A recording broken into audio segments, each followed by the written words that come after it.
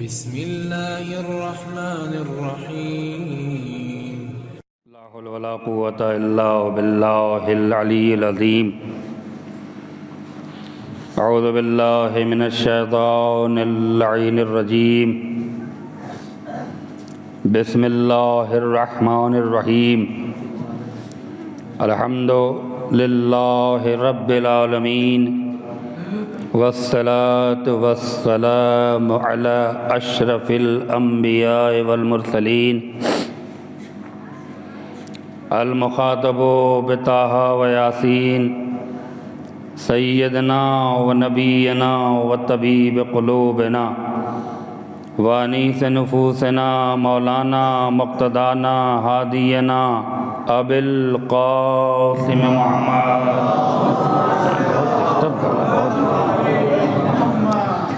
الذين أذهب الله عنهم الرجس أهل البيت ويطهرهم تطهيرا.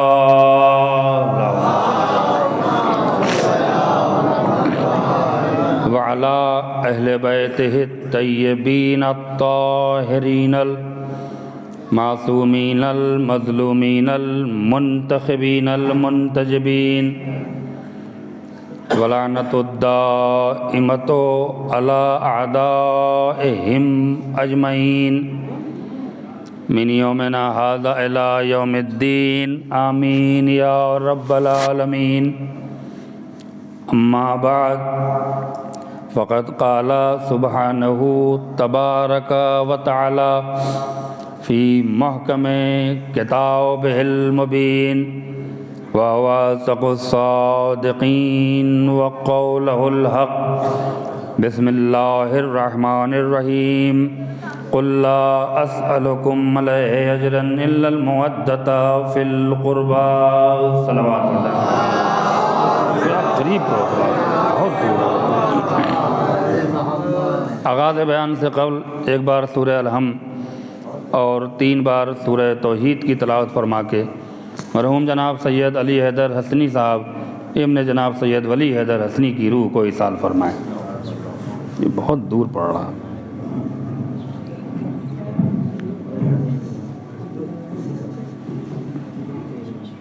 اب ٹھیک ہے.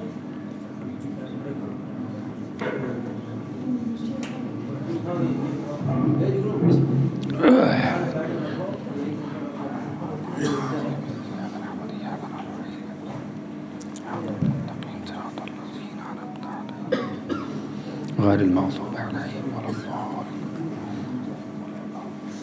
الله الصمد لم يلد ولم يولد له. بسم الله الرحمن الرحيم. قل هو الله احد الله لم يلد ولم يولد ولم يكن له كفوا احد. قل هو الله احد الله الصمد لم يلد ولم يولد ولم يكن له كفوا. اللهم صل على اللهم صل على محمد وعلى آل محمد وعلى محمد جناب سید علی حیدر ابن جناب سید ولی حیدر مرحوم کے درجات کی بلندی کے لیے، ان کی مغفرت کے لیے مل جل کر عظمت محمد والے محمد پر بلند آواز سے صلوات پڑھتے ہیں.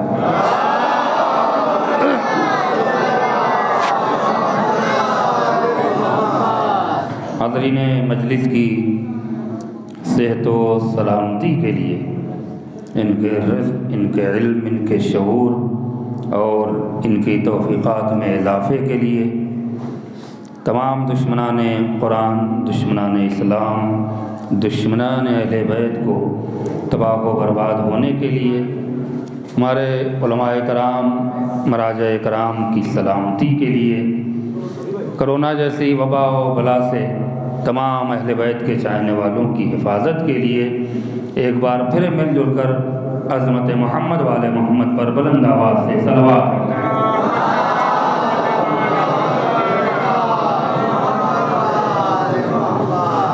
پروردگار ادھر دیکھیے کام ہوتا رہے گا، وقت بہت کم ہے اور مجھے گفتگو کرنا ہے.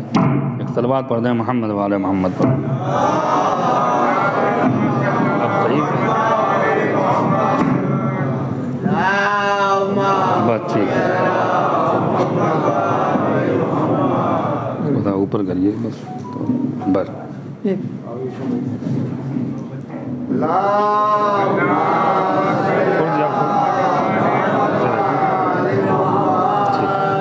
ایک اور صلوات پڑھتے ہیں محمد والے محمد پر۔ زمین و آسمان کا پیدا کرنے والا، چاند اور سورج کو روشنی عطا کرنے والا، جاہلوں کو علم عطا کرنے والا، عالموں کو عقل عطا کرنے والا، عاقلوں کو شعور عطا کرنے والا، شعور کو کمال عطا کرنے والا، کمال کو بقا عطا کرنے والا، آنکھوں کو بینائی عطا کرنے والا، جسموں کو توانائی عطا کرنے والا، فکروں کو شناسائی عطا کرنے والا، قیامت تک باقی رہنے والی کتاب قرآن مجید کے سورہ شورى میں اپنے محبوب ترین پیغمبر حضور سرور کائنات حضرت محمد مصطفیٰ صلی اللہ علیہ وآلہ وسلم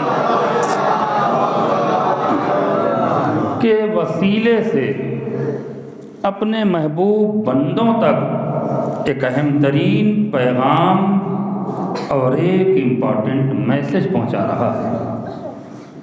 ارشاد رب العزت ہے قُلْ لَا أَسْأَلُكُمْ عَلَيْهِ أَجْرًا، اے میرے حبیب میرے بندوں سے کہہ دو کہ ان کا پروردگار ان سے ان کی پوری زندگی کی اجرت، ان کو دی ہوئی ہماری تمام نعمتوں کی اجرت، ان پر کی ہوئی ہماری تمام رحمتوں کی بارشوں کی اجرت کچھ بھی نہیں چاہتا الا المودۃ فی القربى۔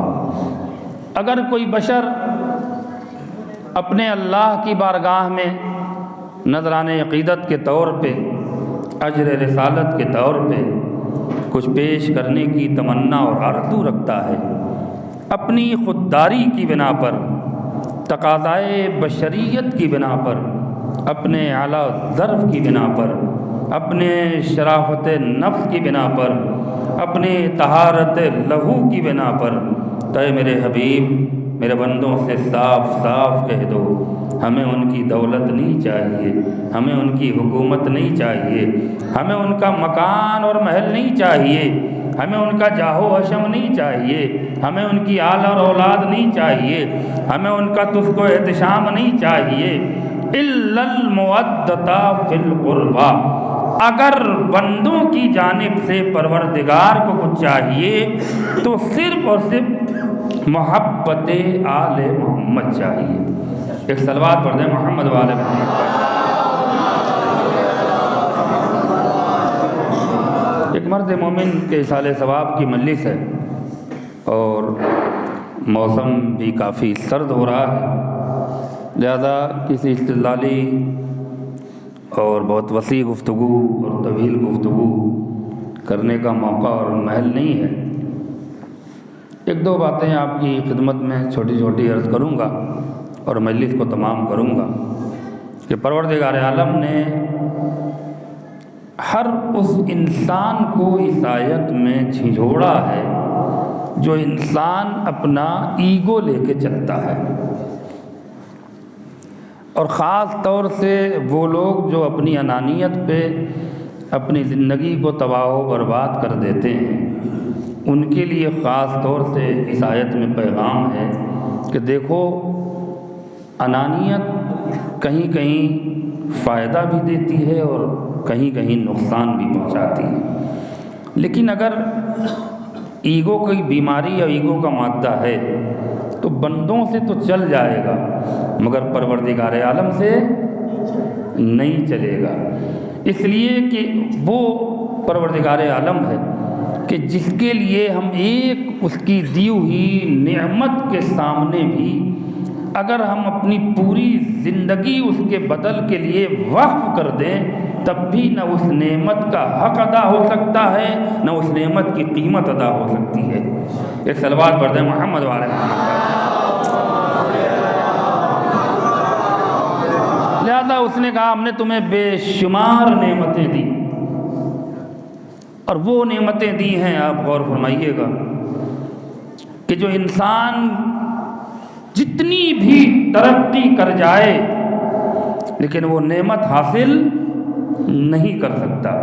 اور اس طرح کی بے شمار نعمتیں ہیں پروردگار عالم کے پاس۔ دنیا کی ساری نعمتوں کو آپ بعد میں دیکھیے گا اور اس پر غور و فکر کریے گا۔ سب سے پہلے انسان اپنے وجود کے بارے میں غور کرے کہ اس اللہ نے کتنی بے شمار نعمتوں سے ہمیں نوازا ہے، اور وہ نعمت دی ہے کہ جس کا کوئی بدل نہیں ہے دنیا میں۔ توجہ چاہ رہا ہوں میرے عزیزو، ان تمام نعمتوں کے ساتھ ساتھ جو ہمیں ظاہری نعمتوں سے نوازا ہے اس نعمت کا کوئی بدل نہیں، اور ایک ایسی باطنی نعمتوں سے بھی نوازا ہے کہ جو نعمت اگر اس انسان کے پاس نہیں ہے تو اس کا پورا وجود بے مقصد ہے اور بے معنی ہے۔ بھائی موبائل بند کر دیجیے، ایک صلوات پڑھ دیں محمد والے محمد پر۔ دیکھیے تھوڑی سی بیداری کے ساتھ سن لیجئے گا تو کچھ سنا دوں گا، ورنہ ایک دو واقعہ سنا کے مجلس کو تمام کر دوں گا۔ یہ کہاں بج رہا ہے؟ ایک صلوات پڑھ دیں محمد والے محمد پر۔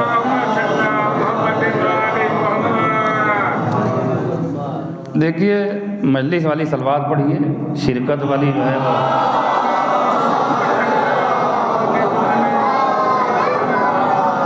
مائک الگ پریشان کی ہے، بار بار سجدے میں چلا جا رہا ہے۔ بس چھوڑ دیے ہو گیا مولانا۔ توجہ چاہ رہا ہوں میرے عزیزو، اگر یہ تمہید کے دو چار لمحے ہمارے طے ہو گئے تو جو میسج دینا ہے، جو پیغام دینا ہے آج کی مجلس میں، شاید اس تک میں بہت آسانی سے پہنچ جاؤں۔ اللہ نے آنکھ ایک بہت بڑی نعمت دی، زبان ایک نعمت کی شکل میں دی، قوت سماعت ایک نعمت کی شکل میں ہے۔ توجہ چاہ رہا ہوں، قوت گویائی ایک نعمت ہے۔ جن کے پاس ہے بھلے وہ اس کی قدر و قیمت نہ کریں، الٹی سیدھی چیزوں میں ان نعمتوں کو استعمال کر لیں، لیکن جن سے چھن جاتی ہے وہ اس نعمت کی حقیقت اور اس کی اہمیت کو خوب اچھی طرح سمجھتے ہیں۔ توجہ چاہ رہا ہوں میرے عزیزو، یہ تمام ظاہری نعمتوں کے بعد اگر انسان کی آنکھیں ہیں، انسان 6 فٹ کا اسمارٹ پرسنالٹی کا ہے، بہترین دیکھنے میں ہے، اسی لیے میں نے کہا نا کہ کبھی اپنے وجود پہ گھمنڈ نہ کرنا، کبھی اپنی شکل و صورت پہ گھمنڈ نہ کرنا، کبھی اپنے ہینڈسم ہونے پہ گھمنڈ نہ کرنا۔ اس لیے کہ امام فرماتے ہیں مٹی کے بنے ہو مٹی میں مل جاؤ گے۔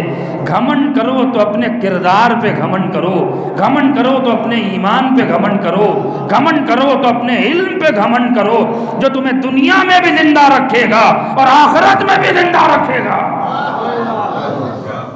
غور فرما رہے ہیں، اللہ نے وجود انسانی میں سب سے اہم ترین جس نعمت کو عطا کیا ہے، شاید کوئی بچہ بتا دے تو میں اس کا بے حد شکر گزار رہوں گا۔ بے شمار ہمیں نعمتیں، ہم نے زمین کا ذکر نہیں کیا، ہم نے آسمان کا ذکر نہیں کیا، ہم نے چاند اور ستاروں کی بات نہیں کی، وجود انسانی کی بات کر رہا ہوں۔ اہل بیت مصطفیٰ کی محبت کا ذکر قرآن کر رہا ہے اور مودت کا تقاضا کر رہا ہے۔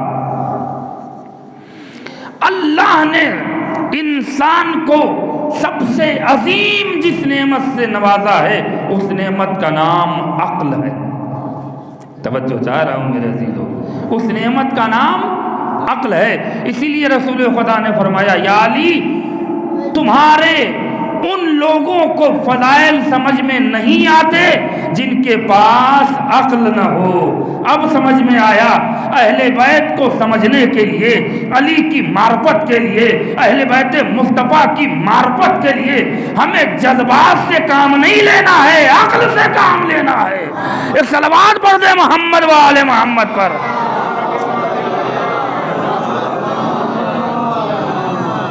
عقل بہت بڑی نعمت، اہل بیت مصطفیٰ یا اللہ جو ارشاد کر رہا ہے قرآن مجید میں کہ ان قل لا اسألکم علیہ اجرا الا المودۃ فی القربی، پروردگار کو محبت چاہیے اور محبت نہیں چاہیے۔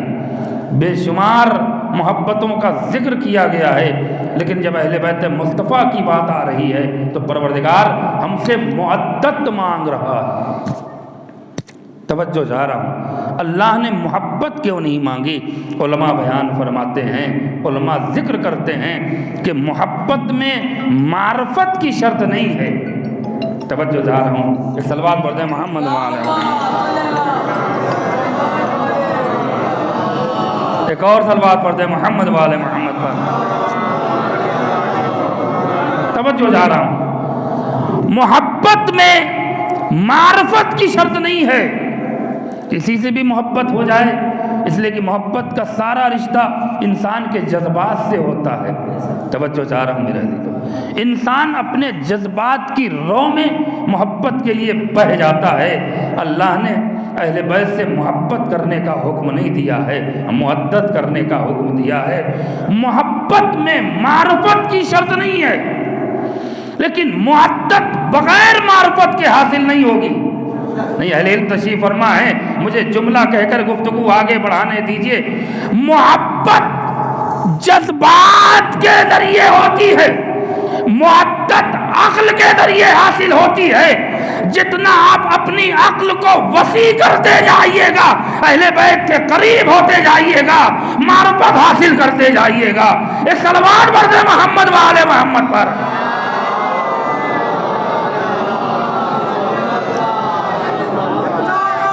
مل کے بولیے گا حیدری۔ عقل کے ذریعے ہمیں اہل بیت کو پہچاننا ہے، جذبات نہیں۔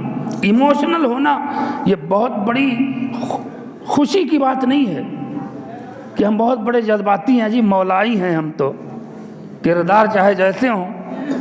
تو اسلام نے بھکت گیری کی ہمیشہ مخالفت کی ہے۔ توجہ چاہ رہا ہوں میرے عزیزو، آپ کو بھکت اگر بننا ہے تو اسلام کے باہر چلے جائیے۔ تشریف فرما ہے مولانا، ہمارے اتفاق سے کلاس فیلو پہلی بار یہ میری مجلس میں بیٹھے ہیں۔ ایک صلوات پڑھتے ہیں محمد وآل محمد۔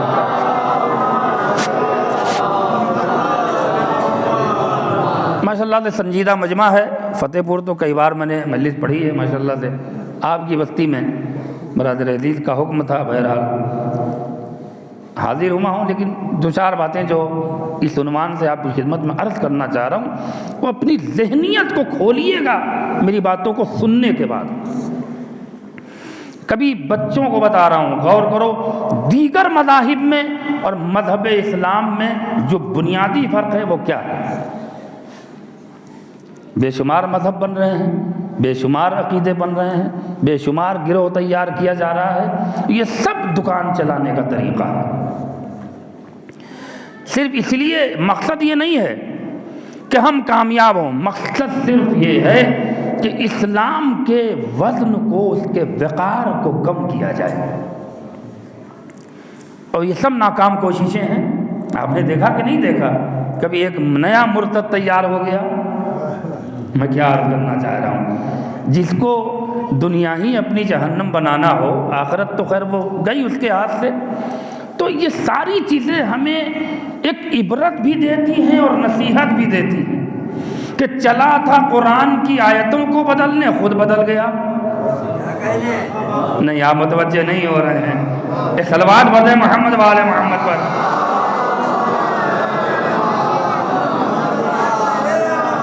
تو نہ قرآن کا کچھ بگڑا، نہ اسلام کا کچھ بگڑا، جو بگڑا وہ اسی کا بگڑا۔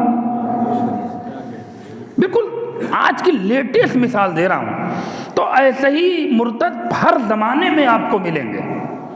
رسول کے زمانے میں ایک سے ایک بڑے مرتد بیٹھے تھے، آپ نے غور فرمایا کہ نہیں فرمایا؟ میں جو عرض کرنا چاہ رہا ہوں کہ ہمیں اس دور میں کس چیز سے اپنے مذہب تشیع کو، پیغام الہی کو، پیغامات معصومین کو نشر کرنا ہے۔ صلوات پڑھتے ہیں محمد وآل محمد۔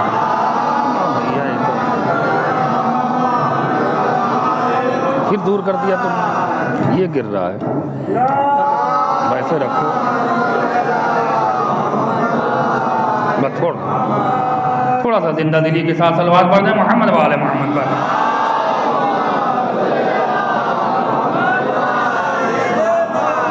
غور فرمائیے گا، شاید ہو سکتا آپ کے مزاج سے ہٹ کے گفتگو ہو، لیکن اب بات چھڑی ہے تو اس کو مکمل کر دوں.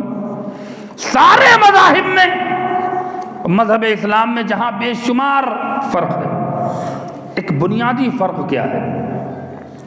ہر مذہب آپ کو صرف جذبات رکھنے کے لیے حکم دے گا. سارے مذہب میں عقل کا استعمال منع ہے. توجہ چاہ رہا ہوں میرے عزیزو، وہ جان رہا ہے کہ جس دن یہ عقل استعمال کرے گا ہماری سچائیاں اس کے سامنے آ جائیں گی. میں کیا عرض کرنا چاہ رہا ہوں، واحد ایک مذہب اسلام ہے جو پہلے دعوت فکر دے رہا ہے کہ اپنی عقل استعمال کرو، اگر ہم قبول کرنے کے لائق ہیں تو ہمیں قبول کرو. نہیں، ایک صلوات پڑھ دیں محمد و آل محمد پر.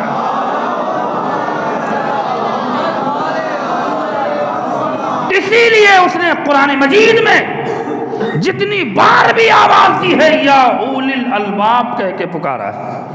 اے عقل رکھنے والے افراد، اے بھکت گیری کرنے والے افراد نہیں.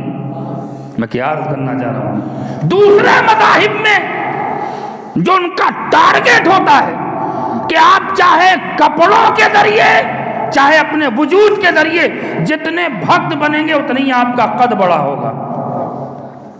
نہیں، آپ متوجہ نہیں ہیں. مگر اسلام اس کے بالکل برعکس بات کر رہا ہے کہ تم چاہے جتنا جذبات استعمال کر لو، ہمیں اس سے کوئی فائدہ نہیں.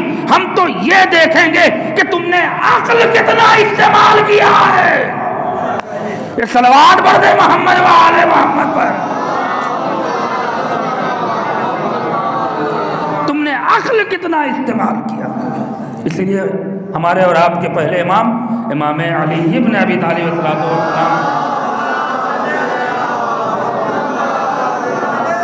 اسلام کی ایک پہلی آئیڈیالوجی سنیے اور اس کے بعد پھر اپنی گفتگو پہ آپ میں اس کو تمام کروں گا.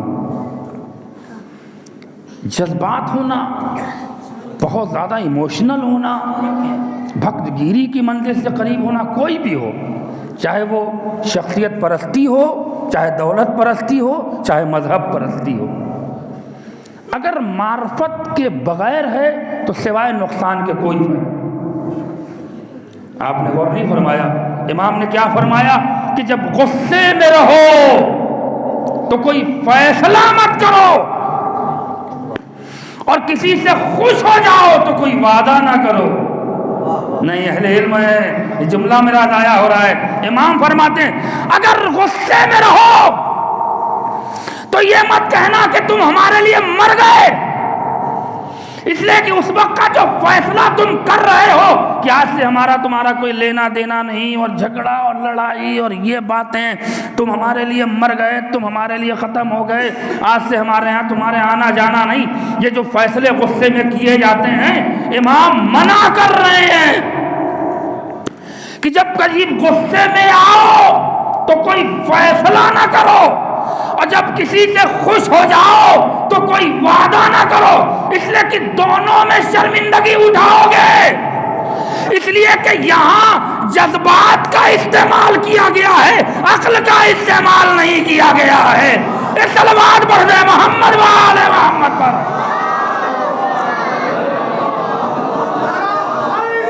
یاد مل کے بولیے، ایک اور صلوات پڑھ دے محمد و آل محمد پر.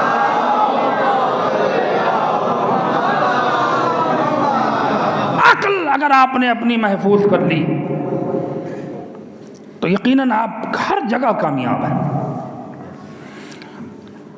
اسلام کی پہلی آئیڈیالوجی کیا ہے؟ دیکھیے، یہ میسج دے کے جا رہا ہوں، اس کے بعد کچھ فضائل کے گوشے بیان کروں گا اور مزید کو تمام کروں گا. بچوں کو معلوم ہونا چاہیے کہ جس مذہب پہ چل رہے ہیں اس مذہب کے تقاضے کیا ہیں، اس کی بنیادی شرطیں کیا ہیں. اسلام کی پہلی آئیڈیالوجی کیا ہے؟ سب سے پہلی، یہ تھوڑی وہ چاہ رہا ہے کہ تم کٹ ملا بن جاؤ. بہت ذمہ داری سے گفتگو کرنے کا عادی ہوں ممبر پہ، ایک ایک لفظ کا ذمہ دار ہوتا ہوں میں، آپ میرے مزاج سے واقف ہیں۔ اسلام کب کہہ رہا ہے کہ پکے نمازی بن کے دکھاؤ؟ لائیے کہیں کتاب۔ اسلام نے کب کہا کہ پکے حاجی بن جاؤ؟ اسلام کی پہلی آئیڈیالوجی یہ نہیں ہے کہ تم پکے نمازی بنو، پکے ملا بن جاؤ، داڑھی رکھ لو، یہ کر لو، شکلوں سے اپنے کو مسلمان بناؤ، کبھی نہیں۔ اسلام کی پہلی آئیڈیالوجی کیا ہے؟ اس نے یہ آپ کو نہیں کہا ہے کہ تم جتنے بڑے بھکت بن جاؤ گے اتنا ہی میری نگاہ میں تمہارا قد بڑا ہوگا، نہیں۔ اسلام کی پہلی آئیڈیالوجی کیا ہے؟ اس کی پہلی آئیڈیالوجی یہ ہے کہ تم معاشرے میں ایک اچھے انسان بن کے آؤ۔ نہیں، متوجہ نہیں ہوئے۔ ایک اچھے انسان بن کے آؤ۔ جب اچھے انسان بنو گے تو اچھے شیعہ بھی بنو گے، اچھے مسلمان بھی بنو گے۔ ایک صلوات پڑھ دے محمد وآل محمد پر۔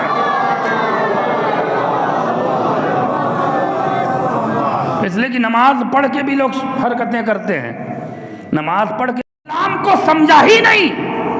وہ کہہ رہا ہے کہ پہلے اچھے انسان بنو، پھر نمازی بننا، پھر روزے دار بننا، پھر حاجی بننا۔ جب تم برے تھے اور حج کر کے آئے ہو تو وہ حج کے ذریعے تم اچھے نہیں بنو گے، اس لیے کہ تم نے اپنے کو جب انسان نہیں بنایا تو نماز پڑھتے رہو، روزہ رکھتے رہو، نہ تمہاری عادتیں بدلیں گی نہ تمہاری فطرتیں بدلیں گی۔ ایک صلوات پڑھ دے محمد وآل محمد پر۔ لہذا معاشرے میں ایک اچھا انسان بناؤ۔ انسان کیسے بنتے ہیں؟ توجہ چاہ رہا ہوں، اب ایک یہ بھی سوال ہے، مولانا صاحب انسان بننے کی پہچان کیا ہے؟ کسی نے معصوم سے سوال کیا کہ انسان بننے کی پہچان کیا ہے، انسان بننے کی علامت کیا ہے؟ صورت شکل سے انسان تھوڑی ہیں آپ، ایسے نہ جانے کتنے لاشیں ہیں جو ٹہل رہی ہیں، کتنے جانور ہیں جو انسان کی شکل میں گھوم رہے ہیں۔ میں کچھ کہہ گیا، ایک صلوات پڑھ دے محمد والے محمد پر۔ اور فرمایا تو معصوم نے کیا جواب دیا؟ بہت چھوٹا سا جواب دیا کہ انسان دو طرح کے ہیں۔ دیکھیے جس اعتبار سے سوال ہے، ایک وہ انسان، توجہ چاہ رہا ہوں، جو زندہ رہ کے بھی مردہ ہے، اور ایک وہ انسان جو مر کے بھی زندہ ہے۔ بھئی اگر بات اچھی لگے تو گردن نہ ہلائیے گا، تائید کیا کریے گا، اپنی زبان کا خمس نکالتے رہیے گا تاکہ محشر میں آپ گونگے نہ اٹھائے جائیں۔ ایک صلوات پڑھ دیں محمد والے محمد پر۔ یہاں پر بولنے کے لیے آپ کو بیٹھالا جاتا ہے، سمجھ رہے نا آپ؟ توجہ چاہ رہا ہوں، یہ ایک میسج ہے۔ انسان دو طرح کے، ایک وہ زندہ رہ کے بھی مردہ ہے اور ایک وہ جو مر کے بھی زندہ ہے۔ توجہ چاہ رہا ہوں میرا پور والوں۔ اب کسی نے پوچھا کہ ذرا اس کی وضاحت فرمائیں، کیسے پہچانا جائے کہ کون زندہ ہی مردہ ہے، اور یہ کیسے پتا ہو کہ مر کے بھی زندہ ہے؟ بہترین انسانیت کا پیغام معصوم نے جواب دیا کہ جو انسان فقط اپنے لیے جیتا ہے، ارے نہیں آپ بھگ رہے ہیں، جو انسان فقط اپنے لیے جیتا ہے کہ میرا یہ ہو جائے، میرا بیٹا، میری بیٹی، میرا گھر، میری گاڑی، میرا دولت، میرا سرمایہ، میرے جاہوشم، میرا کمال، میری عزت۔ امام فرماتے ہیں جو اپنے لیے جیتا ہے وہ زندہ رہ کے بھی مردہ ہے، جو دوسروں کے لیے جیتا ہے وہ مر کے بھی زندہ ہو جاتا ہے۔ صلوات پڑھ دے محمد والے محمد پر۔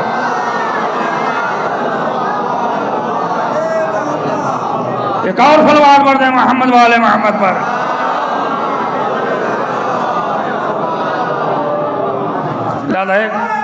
یا علی یا علی۔ جب تک ایک دوسرے کے مددگار آپ نہیں ہوں گے، جب تک معاشرے کے لیے کھڑے نہیں ہوں گے، آپ کی عزت و توقیر بڑھنے والی نہیں ہے۔ ایک جگہ میں گیا، مجلس پڑھنے جگہ ممبر پہ ہوں، کہیں مولانا بڑا یہ بستی والے بڑے ذلیل ہیں۔ میں نے کہا قبلہ کیا ہوا؟ میں 2 بار حج کرایا، 5 بار زیارت کرایا، نماز پڑھتا ہوں، روزہ رکھ، پھر بھی یہ کم وقت گاؤں والے میری عزت نہیں کرتے۔ بہت قریب ہو کر گفتگو کر رہا ہوں۔ میں نے کہا چچا گاؤں والے کیوں عزت کریں گے آپ کی؟ 2 بار حج کیا آپ نے اپنے لیے کیا، 5 بار زیارت کی اپنے لیے کیا، نماز پڑھتے ہیں اپنے لیے پڑھتے ہیں، روزہ رکھتے ہیں اپنے لیے رکھتے ہیں، نیکیاں کرتے ہیں اپنے لیے۔ آپ نے اس بستی والوں کے لیے کیا کیا؟ نہیں، آپ تھک رہے ہیں تو بتائیے گا، اس بستی والوں کے لیے کیا کیا ہے؟ میں کیا عرض کرنا چاہ رہا ہوں، کتنے غریبوں کی مدد کی، کتنے یتیم بچوں کے علم کے لیے آپ کھڑے ہو گئے، کتنی غریب بچیوں کی شادی کے لیے آپ نے کہیں قدم بڑھا کر آگے بڑھا کے کچھ مشن چلایا ہو۔ کہ ہاں مولانا یہ تو نہیں کیا تو پھر کاہے عزت کی تلاش ہے؟ انسان عزت وہی پاتا ہے جو معاشرے کے لیے جیتا ہے۔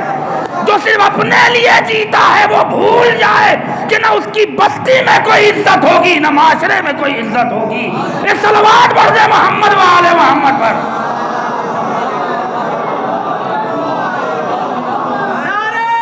مل کے بولیے گا حیدری۔ معاشرے کے لیے کھڑے ہونے کی کوشش کریے اور ٹانگ نہ کھینچیے۔ اگر کوئی عزاداری کو فروغ دینے کے لیے کھڑا ہو رہا ہے تو اس کا ساتھ دیجیے، اگر کوئی معاشرے کے لیے کھڑا ہو رہا ہے کہ بچے تعلیم یافتہ ہوں تو ان کا ساتھ دیجیے۔ اگر آپ کچھ نہیں کر سکتے ہیں تو ٹانگ نہ کھینچیے۔ نہیں، اگر آپ اتفاق رکھتے ہیں اس لیے کہ جب آپ کچھ نہیں کر سکتے تو دعا دیجیے کہ ہمارے جوان ماشاءاللہ سے باشعور ہو رہے ہیں، جوانوں کے لیے دعا کریے۔ یہ نہیں کہ چچا تورا لڑکا بگڑ گیا، یہ کر رہا وہ کر رہا، یہ سب نہیں۔ حوصلہ بڑھائیے بچوں کا، جوانوں کا حوصلہ بڑھائیے۔ ہاں یہ ہے کہ وہ کام غیر شرعی نہ ہو، غیر عقلی نہ ہو، غیر اخلاقی نہ ہو، غیر سماجی نہ ہو۔ لیکن اگر آپ کو لگے کہ ان بچوں نے اب معاشرے میں انقلاب لانے کی کوششیں کی ہیں تو بچوں کی حوصلہ افزائی کریے، ان کے لیے دعائیں دیجیے۔ ہو سکتا ہے یہی بچے آپ کے لیے زینت کا سبب بن جائیں اور آپ کی بستی کا نام روشن کر جائیں۔ ایک صلوات پڑھ دیں محمد والے محمد پر۔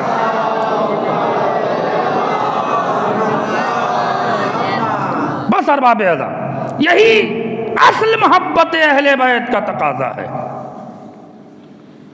یہی اصل عشق اہل بیت کا تقاضا ہے۔ اس لیے کہ حقوق اللہ اور حقوق العباد، بندوں کا حق کتنا ادا کیا آپ نے، سمجھ رہے ہیں؟ بہت ساری چیزیں آپ کی خدمت میں اب عرض کرنے کا وقت نہیں ہے، لہذا معرفت کے ساتھ اہل بیت کے لیے آگے بڑھیے، اپنے کو وقف کر دیجیے اہل بیت کے لیے، اس لیے کہ سارے رشتے ایک طرف، عشق اہل بیت نہیں، یہاں متوجہ نہیں ہے۔ امام نے کیا فرمایا؟ 2 حدیثیں ہیں 2 معصوم سے، ایک حدیث یہی حدیث رسول خدا سے ہے۔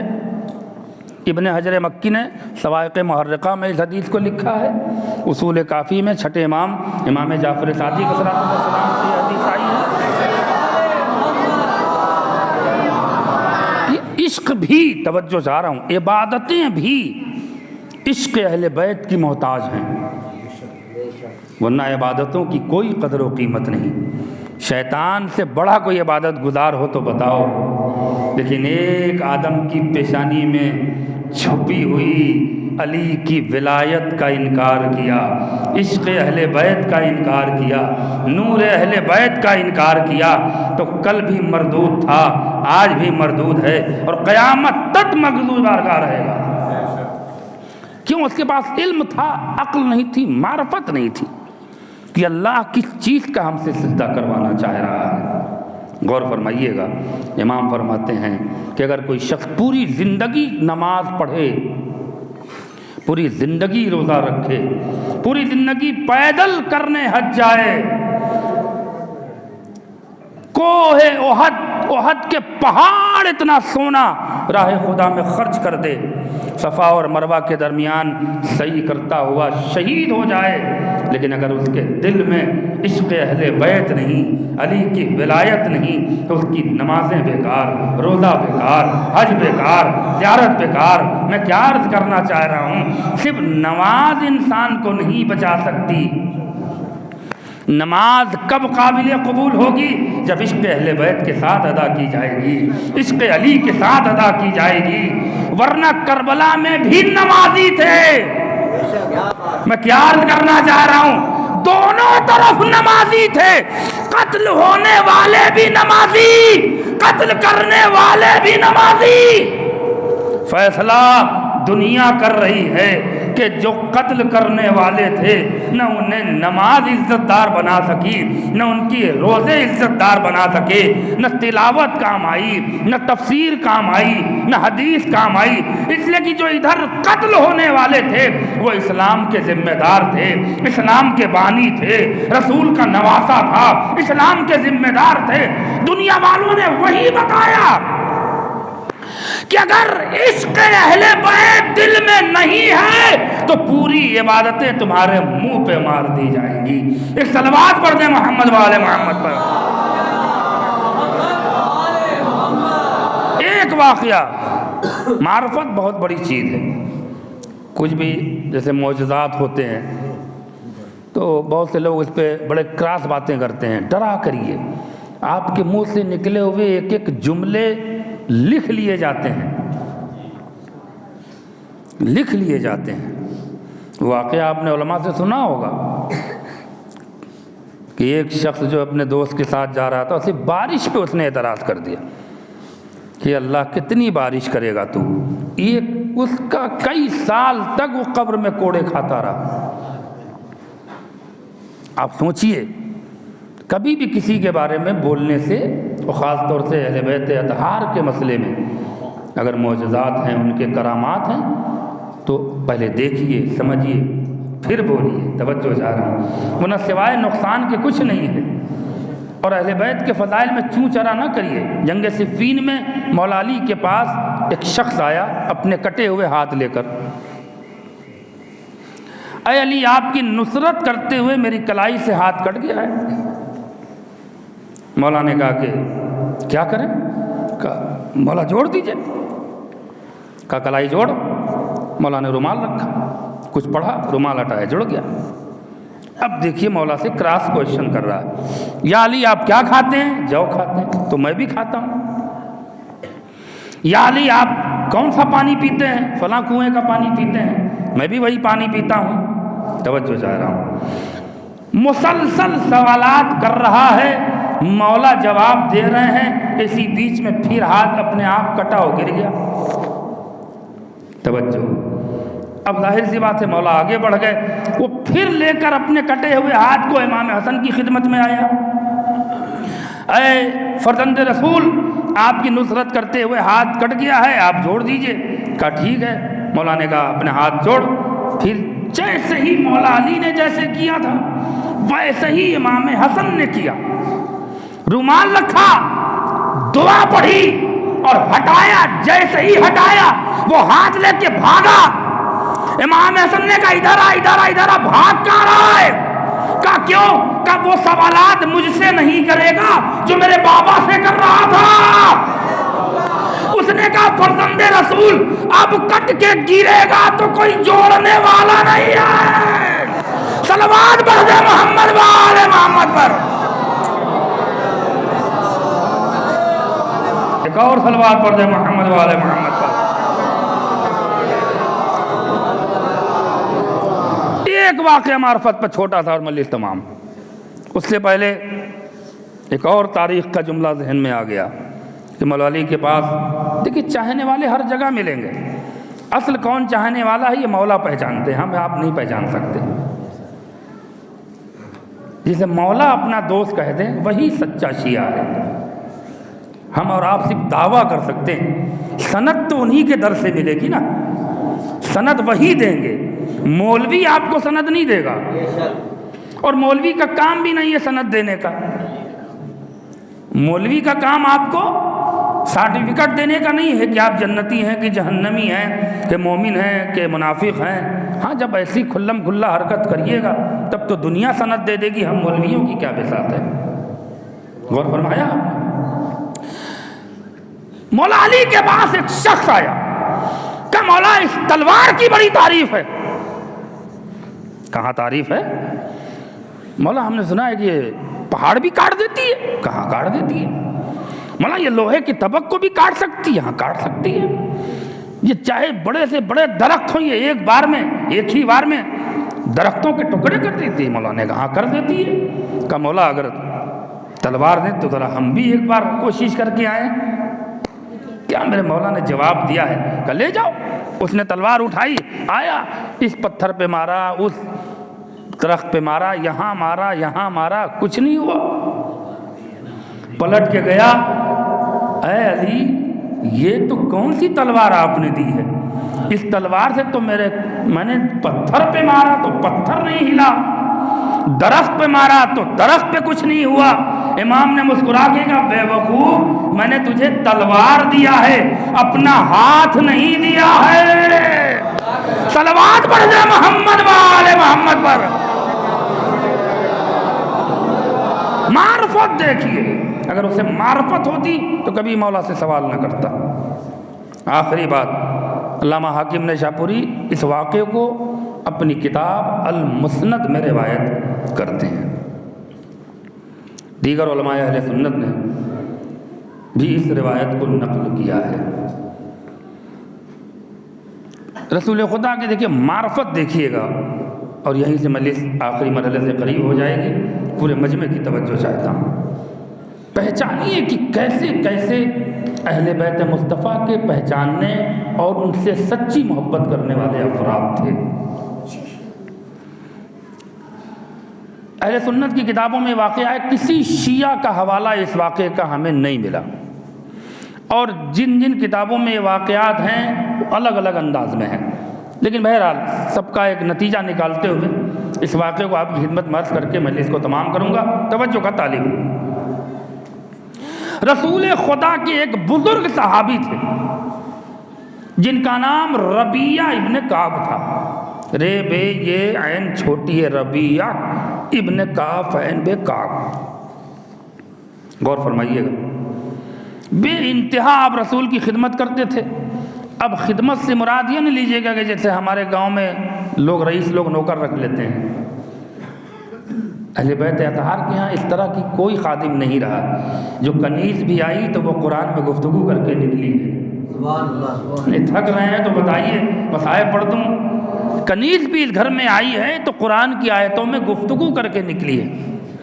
ان گھر کے خادموں کا کیا کہنا، توجہ رہے۔ یہاں تو جبریل نے جھولا جھلا کے خدمت کیا ہے، ملائکہ خیرات لے جا کے خدمت کرتے تھے۔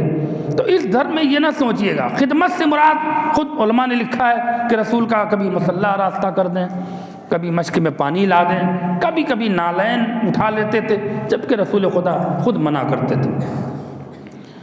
یہ ہیں نبی کے بزرگ صحابی۔ علماء لکھتے ہیں کہ ایک بار نبی کریم ایک طویل تبلیغ کے سفر پہ گئے، پیدل سفر تھا، لوٹ کے آئے اور بستر آرام پہ محو خواب ہوئے۔ جیسے ہی سوئے کہ ربیعہ آپ کے حجرے میں داخل ہوئے، سرکار کی زیارت کرنی چاہیے، سرکار سو رہے تھے۔ ربیعہ کی نظر سرکار کے پاؤں پہ پڑی، توجہ جا رہا ہوں۔ جیسے ہی پاؤں پہ نگاہ پڑی، کیا دیکھا کہ سرکار کے پاؤں سوجے ہوئے ہیں۔ سرکار کے پاؤں میں ورم ہے. توجہ چاہ رہا ہوں میرے عزیز. فرط محبت سے رہا نہیں گیا. سچا عاشق ہے. اپنے رخسار سرکار کے سوجے ہوئے پاؤں پر رکھ دیا اور رکھنے کے بعد اللہ سے رو رو کے دعا کر رہا ہے کہ پروردگار میرے سرکار کا پاؤں اچھا کر دے, اس ورم کو میرے گال کی طرف منتقل کر دے, اس ورم کو میرے گال کی طرف منتقل کر دے اور میرے سرکار کا پاؤں اچھا کر دے. دعا کرتے کرتے اس کی آنکھ سے آنسو بہا اور سرکار کی آنکھ کھل گئی. سرکار بیٹھ گئے. کہا ربیہ کیا کر رہا تھا؟ کہے میرے سرکار آپ کے سوجے ہوئے پاؤں مجھ سے دیکھے نہیں گئے, فرط محبت سے رہا نہیں گیا. میں نے اللہ سے دعا مانگی ہے کہ پروردگار اس ورم کو میرے گال کی طرف منتقل کر دے اور میرے سرکار کا پاؤں اچھا کر دے. نبی مسکرانے لگے. کہا سرکار مسکرا کیوں رہے ہیں؟ کہے ربیہ تیری دعا قبول ہو گئی. تھکنا نہیں میرے عزیزو, میری تیری دعا قبول ہو گئی. اب جو ربیہ نے مڑ کے دیکھا تو سرکار کے پاؤں کا ورم جا چکا تھا. چاہا کہ اپنے ہاتھ اپنے رخسار پہ رکھے, چونکہ دعا کیا تھی کہ یہ ورم میرے گال کی طرف منتقل کر دے. جیسے ہی چاہا کہ ہاتھ لے جائیں, رسالت نے کلائی پکڑی. کہا یہ کیا کر رہا ہے؟ کہا میں نے منتقل ہونے کی دعا مانگی تھی. کہا خدا عادل ہے, ظالم نہیں ہے. متوجہ رہیے گا, خدا عادل ہے, ظالم نہیں ہے. اے ربیہ, جو اللہ میرے جسم کے سائے کو زمین پہ اتارنا گوارا نہ کرے, وہ میرے پاؤں کے ورم کو کسی گال میں منتقل کیسے کر سکتا ہے؟ صلوات پڑھ دے محمد والے محمد پر.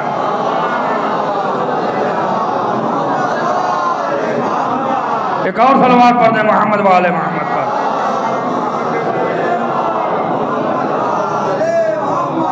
ربیہ کبھی ایسا نہ کرنا. اب اس کے بعد کے جملے سنیے گا. آ ربیہ میرے سامنے بیٹھ. ربیہ سامنے بیٹھا. سألنی سألنی سألنی 3 بار تکرار ہے. اے ربیہ میں تیری خدمت سے خوش ہوا, تجھے جو کچھ مانگنا ہو آج مانگ لے.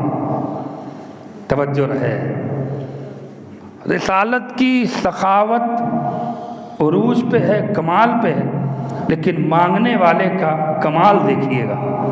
چونکہ وہ پہچان رہا ہے کہ میں کسی اور سے نہیں مانگ رہا ہوں, وقت کے رسول سے مانگ رہا ہوں. سالنی سالنی ربیہ میں تیری خدمت سے خوش ہوا, جو کچھ مانگنا ہو مانگ لے. اس نے ہاتھوں کو جوڑا. ماذا کا یا رسول اللہ, مجھے کیا چاہیے؟ جس کے پاس آپ جیسی دولت موجود ہو. تھک رہے ہیں آپ. اب اگر وہ مانگے تو کیا مانگے؟ جس کے پاس آپ جیسی دولت موجود ہو وہ مانگے تو کیا مانگے؟ رسالت کا اصرار ہوا, نہیں تجھے مانگنا پڑے گا. ربیہ مانگ. بہت سوچا, اس نے غور کیا. کہا سرکار آپ اگر کہہ رہے ہیں تو مانگ لیتا ہوں. کہا ربیہ مانگ. اس نے کیا مانگا ہے یہ پورے مجمع کو غور کرنا چاہیے. اس نے حکومت نہیں مانگی, دولت نہیں مانگی, ثروت نہیں مانگی, اپنی نسلوں کے لیے کچھ نہیں مانگا, اپنی اولاد کے لیے کچھ نہیں مانگا. کمال ہے, چونکہ معرفت تھی تھوڑا اس کے پاس. مانگ کیا رہا ہے؟ انی اسألک موافقک فی الجنہ. سرکار آپ نے کہا ہے تو ہم نے آپ سے مانگا ہے کہ مجھے جنت میں اس دنیا کے بعد اس دنیا میں بھی, جنت میں بھی اپنا رفیق, اپنا ساتھی بنا لیجئے. تھک رہے ہو تو بتا دینا. یعنی جو خدمت میں اس دنیا میں آپ کی کر رہا ہوں, تمنا ہے کہ مرنے کے بعد اس دنیا میں بھی آپ کا خادم بنا رہوں, آپ کا ساتھی بنا رہوں. کیا سمجھ رہے ہو؟ کوئی اور ہوتا تو دنیا مانگ لیتا، یہ ربیہ کی معرفت تھی، اس سے مانگ رہا ہے جو دنیا کا بھی مختار ہے، آخرت کا بھی مختار ہے۔ ربیہ مانگ لیا، کہاں سرکار ھذا عطاؤنا، میں نے تجھے عطا کیا، اللہ غیر ذالک، اس کے علاوہ بھی کچھ چاہیے؟ اس نے ہاتھوں کو جوڑا، سرکار اب کیا چاہیے؟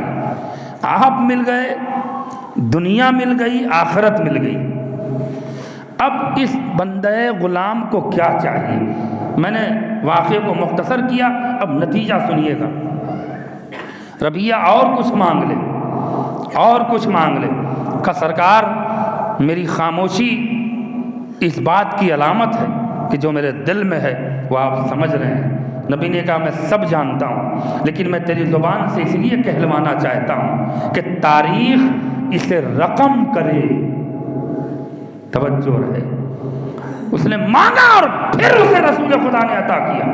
عطا کرنے کے بعد اب تاریخ میں ہے کہ نبی نے کہا ربیہ میرے سامنے بیٹھ جا۔ پھر ربیہ سامنے بیٹھا، دونوں ہاتھ سے دونوں شانوں پہ کندھا دبایا۔ یہ عرب کا دستور ہے کہ جب کوئی اہم بات کہی جاتی ہے تو شانوں پہ ہاتھ سے دبا کے کہی جاتی ہے، سمجھنے والا سمجھتا ہے کہ بہت اہم بات ہے۔ دبا کے کہا ربیہ اب تو تجھے کچھ نہیں چاہیے؟ کہا سرکار اب کیا چاہیے؟ آپ نے سب کچھ دے دیا۔ کہا دیکھ، تو نے مجھ سے جنت کی خدمت مانگی، وہاں اپنا ساتھی بنایا، میں نے تجھے عطا کیا۔ تو نے اپنی سیاہی دور کرنے کے لیے میرا بوسہ مانگا، میں نے اپنے نور سے تیری سیاہی دور کر دی۔ توجہ ہے میرے عزیزو، کیا چاہتا ہے کہ جو چیزیں تجھے عطا کی ہیں وہ قیامت تک باقی رہے؟ توجہ رہے، قدموں میں گر گیا۔ سرکار عارضی نہیں مانگا ہے، ٹمپریری نہیں مانگا ہے، مانگا تو قیامت تک کے لیے ہے کہ جو چیز آپ عطا کریں وہ مجھ سے پھر چھین نہ پائے۔ توجہ ہے، نبی نے مسکرا کے کہا اگر چاہتا ہے کہ یہ چیزیں قیامت تک تیرے ساتھ رہیں تو آج کے بعد صرف میں نہیں میری آل سے بھی محبت کر لے۔ تھکنا نہیں میرے عزیزو، میری آل سے بھی محبت کر لے۔ نبی اپنے آل کو بتائیے، یقیناً محبت کروں گا۔ کہ آپ کی آل ہے کون؟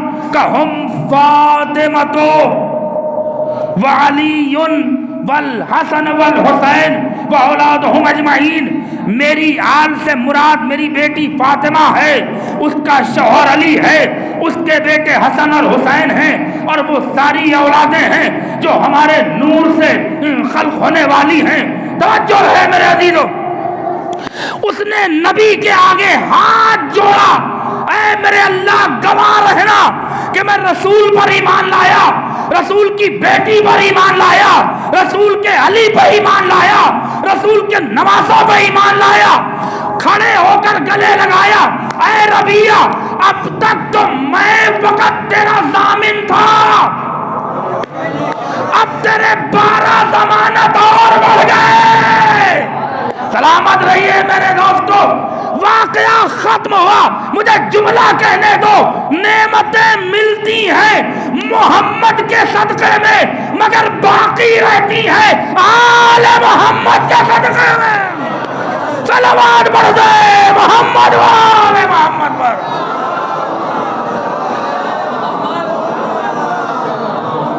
ایک اور مل جل کے صلوات پڑھ دے محمد و آل محمد۔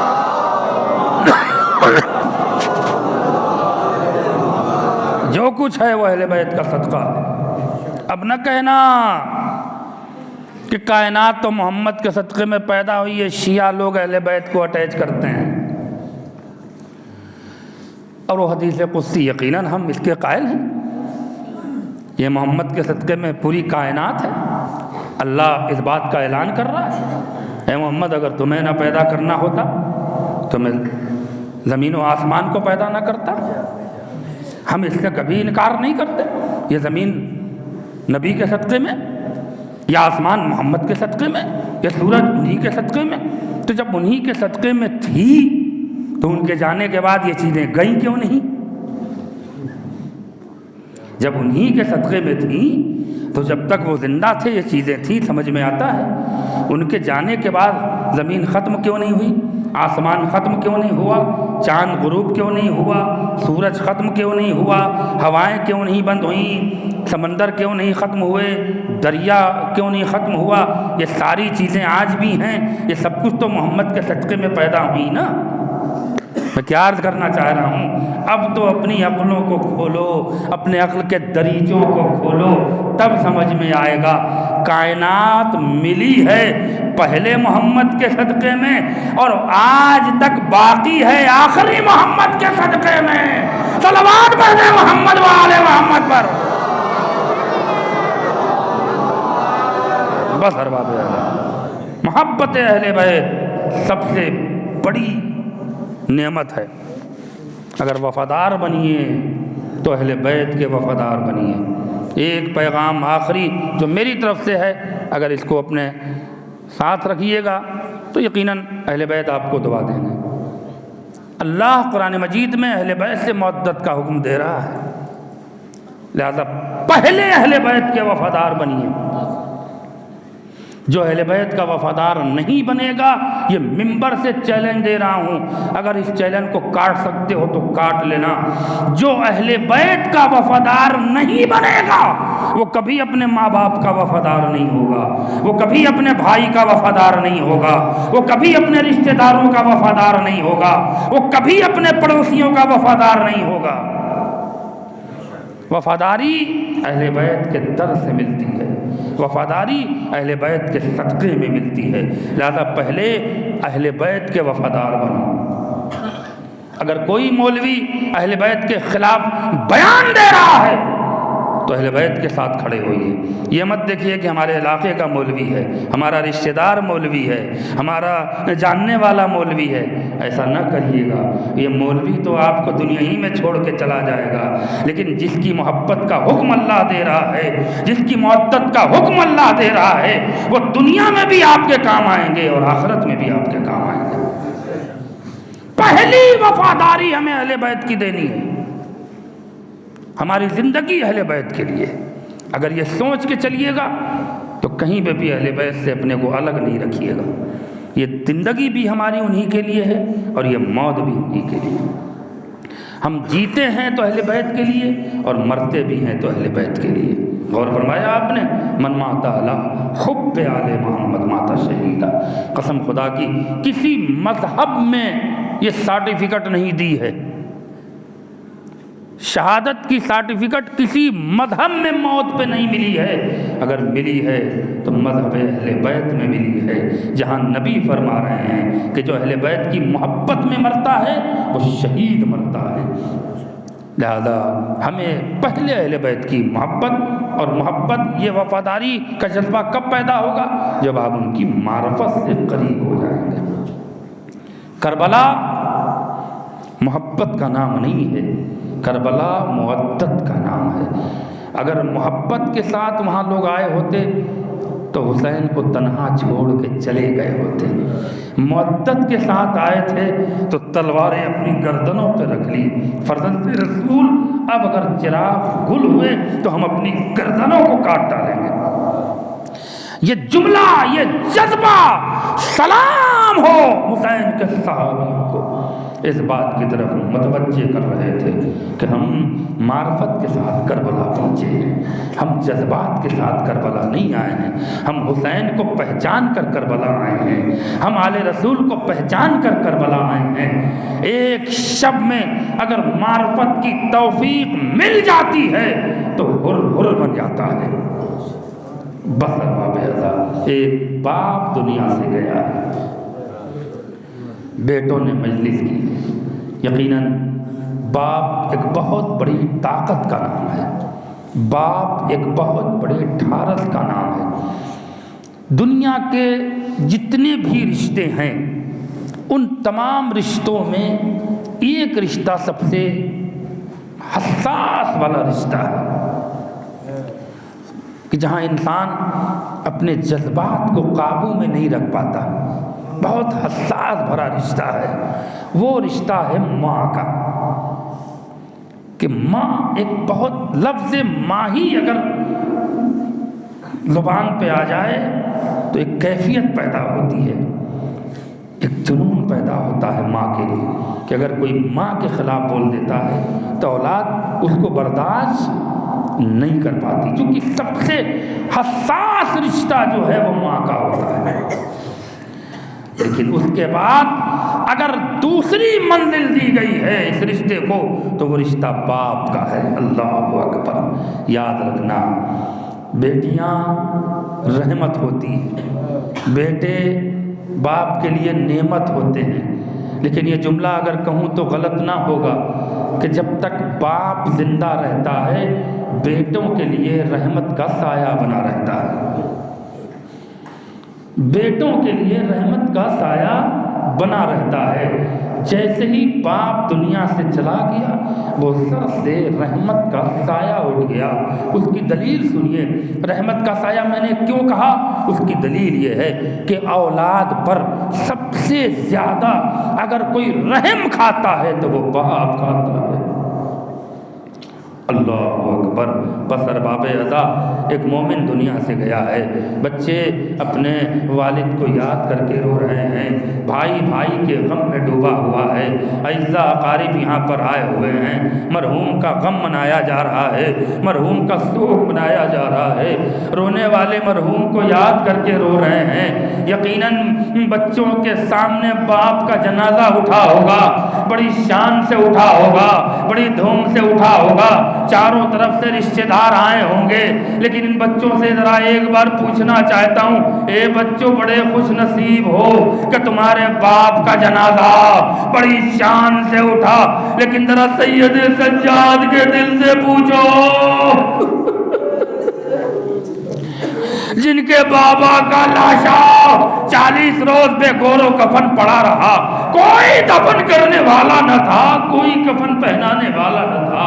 جزاکم اللہ خیر الجزا، خدا آپ کو کسی غم میں نہ رلائے سوائے غم کربلا کے۔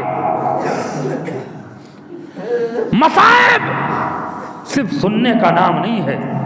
جو لوگ مجلس کی کیفیت، اس کے کمال، اس کی عظمت سے واقف نہیں ہیں وہ لوگ بہت ہلکے میں لیتے ہیں۔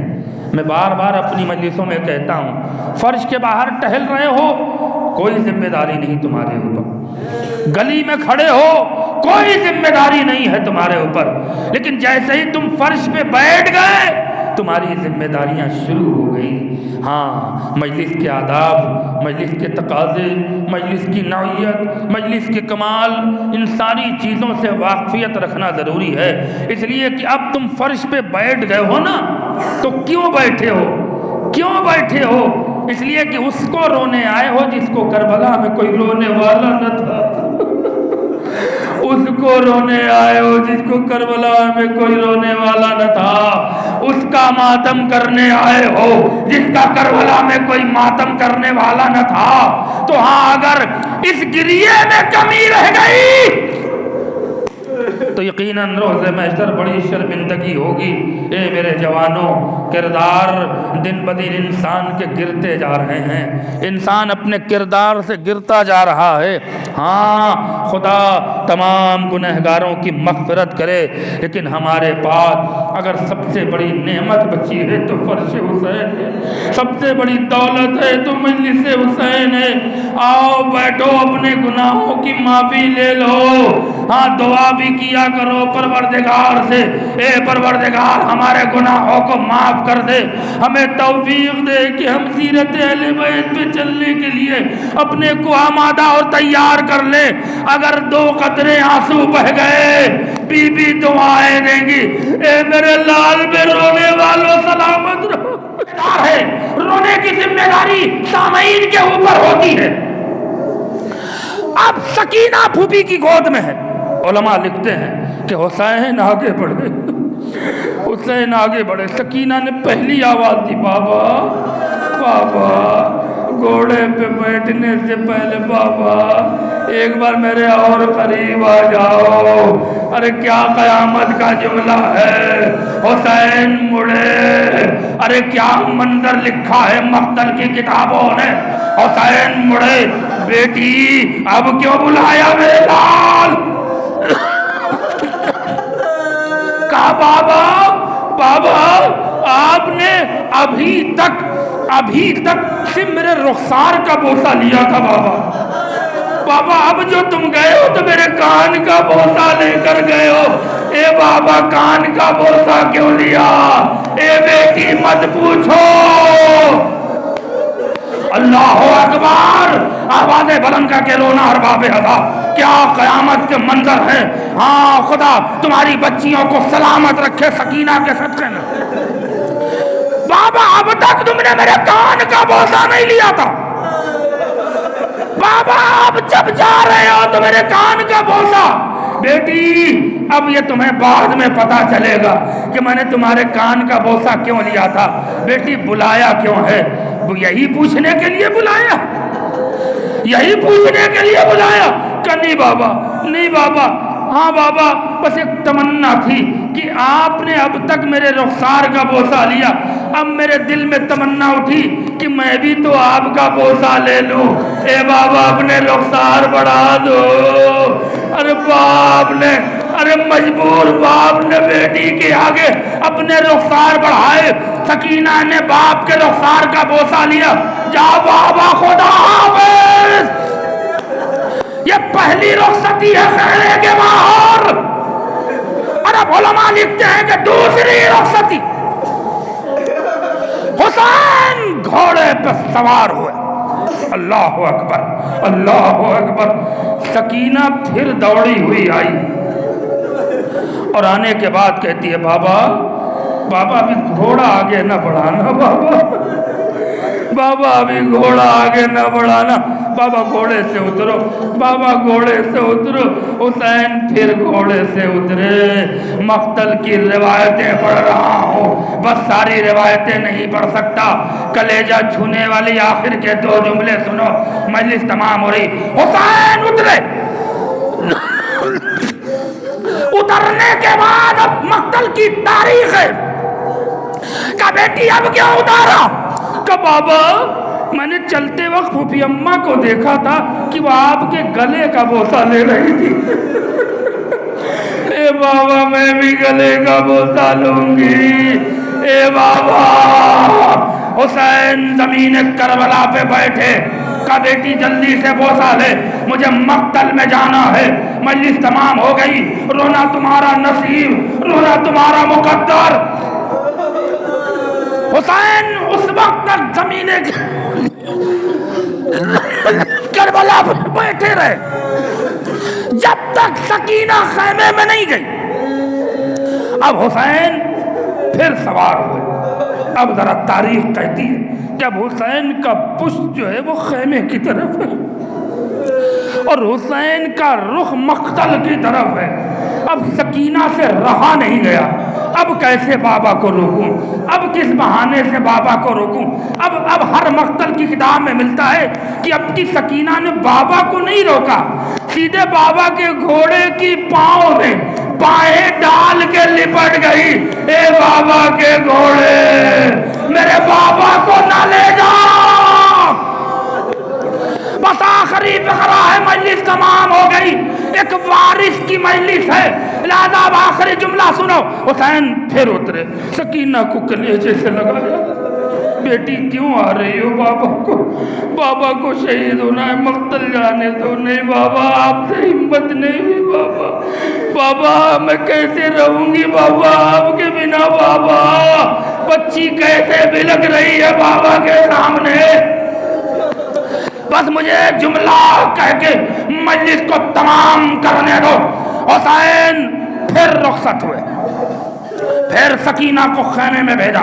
اور اب تاریخ پھر لکھتی ہے کہ اب حسین پھر گھوڑے پہ سوار ہوئے. قیامت کا منظر ہے, سن لو. مجلس تمام ہو گئی. حسین پھر سوار ہوئے اور اب گھوڑے نے قدم آہستہ آہستہ سے بڑھایا کہ حسین کو لگا کہ پیچھے سے کوئی آ رہا ہے, پیچھے سے کوئی آ رہا ہے. اب جو مڑ کے دیکھا تو کوہنیوں کے بل سکینہ پھر آ رہی ہے. ارے ایک بار گھوڑے کو روکا, پھر اترے. اے میری بچی کیوں آ رہی ہے؟ کہ بابا آخری بار آئی ہوں, بابا میری ایک تمنا پوری کر دو, بابا میری تمنا پوری کر دو. اے بیٹی کون سی سی تمنا کہ بابا زمین پہ لیٹ جاؤ، میں تمہارے سینے پہ سر رکھنا چاہتی ہوں۔ آوازیں بلند کر کے رو رہا تھا حسین جلدی ہی لیٹی پہ لیٹے۔ اللہ اللہ، فاطمہ کا لال لیٹ گیا، بچی نے سینے پہ سر رکھا، اے بابا خدا حافظ۔ حسین اب جو پشت سوار سے اپنی پشت کو ملا رہے ہیں، ایک ایک خیمے کی طرف رخ کیا۔ حسین بیٹی سے رخصت ہوئے، ایک ایک خیمے کو حسرت بھری نگاہ سے دیکھا۔ ہاں کسی خیمے پہ رباب کھڑی، کسی خیمے کے دروازے پہ رقیہ، کسی خیمے کے دروازے پہ زینب۔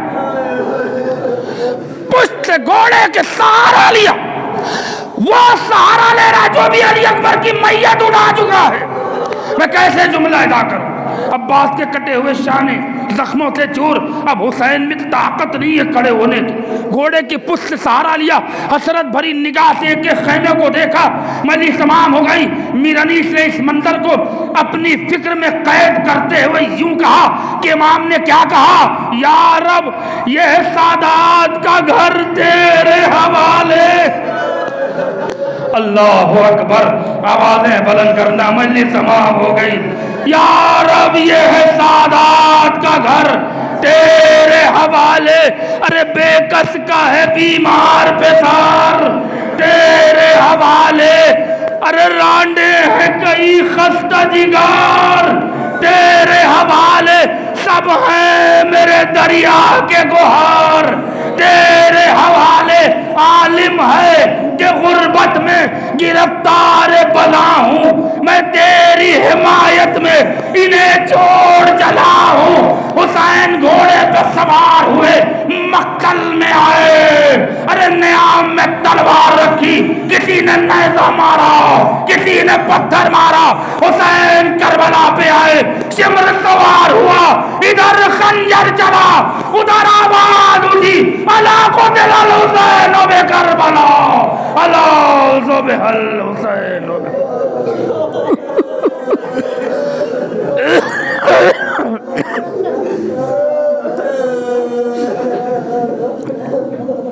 انا للہ و انا الیہ راجعون، رضا بقضائہ و تسلیما لامرہ۔